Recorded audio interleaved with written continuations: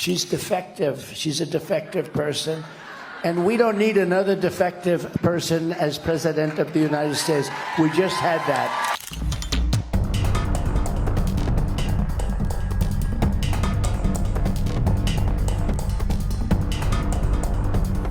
She's defective. She's a defective person.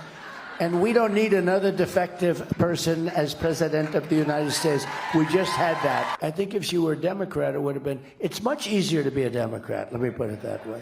Apparently you don't have to take any interviews. That's right. You don't have to do anything. We saw that the other night. And you won't see too many more interviews. And I have a debate coming up with this one. And she didn't want to debate.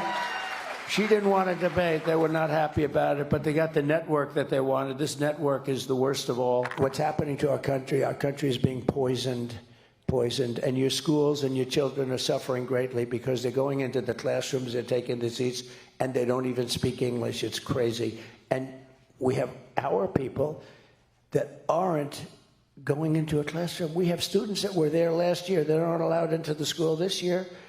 They're not allowed.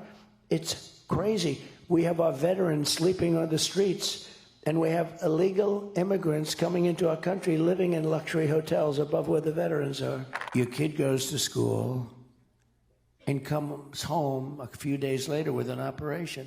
The school decides what's going to happen with your child. And you know, many of these childs 15 years later say, what the hell happened? Who did this to me? All of the things we're talking about, no men and women sports, no gender operation. I mean, there's these operations. It's crazy. You know, I don't know if you know, Europe has gone totally away from it now. Yes, sir. We're way behind them. They don't do it anymore. And this is just horrible. But who could even believe this is happening? So think of it. You have these parents that end up in fistfights at school meetings, and the parents mean well. They end up getting arrested, put in prison.